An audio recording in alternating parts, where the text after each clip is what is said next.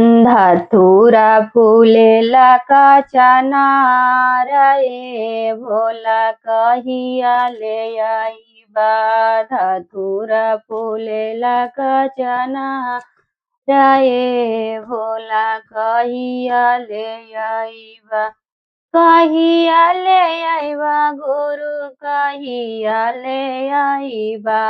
कहिया ले आईबा गुरु कहिया ले आईबा। धतूरा फूलेला काचा नार ए गुरु कहिया ले आईबा। धतूरा फूलेला काचा नार ए गुरु कहिया ले आईबा। कहती तये गुरु स्वामी के भेजाईती। कहती तये गुरु स्वामी के भेजाईती। स्वामी के भेजाईती हो स्वामी के भेजाईती। स्वामी के भेजाईती हो स्वामी के भेजाईती। सुनीला नाउन कर पुकार ए गुरु कहिया ले आईबा। सुनीला नाउन कर पुकार ए गुरु कहिया ले आईबा। सुनीला नाउन कर पुकार ए गुरु कहिया ले आईबा। कहिया ले आईबा गुरु कहिया ले आईबा। कहिया ले आईबा गुरु कहिया ले आईबा।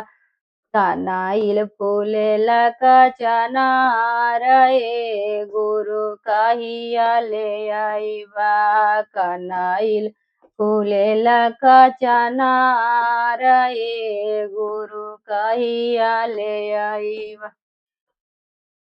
कहती ताये गुरु बेटा के भेजाईती। कहती ताये गुरु बेटा के भेजाईती। बेटा के भेजाईती हो बेटा के भेजाईती।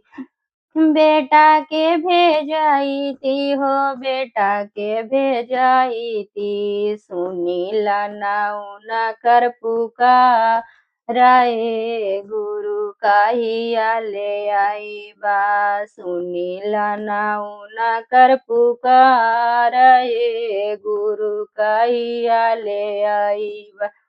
कहिया ले आईबा गुरु कहिया ले आईबा।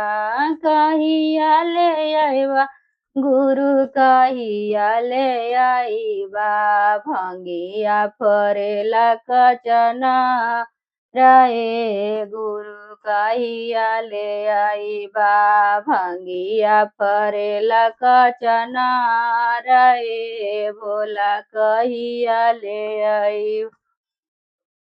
कहती ताये भोला गुरु भैया के भेजाईती। कहती ताये भोला गुरु भैया के भेजाईती। गुरु भैया के भेजैती गुरु भैया के भेजाईती।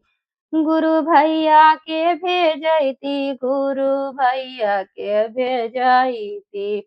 सुनीला नाउन कर पुकार ए गुरु कहिया ले आईबा। सुनीला नाउन कर पुकार ए गुरु कहिया ले आईबा।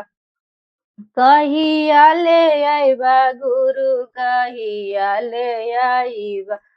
कहिया ले आईबा गुरु कहिया ले आईबा। भंगिया फरेला काचा नार ए भोला कहिया ले आईबा। कनाइल फूलेला काचा नार ए भोला कहिया ले आईबा। धतूरा फूलेला काचा नार ए भोला कहिया ले आईबा। धतूरा फूलेला काचा नार ए भोला कहिया ले आईबा।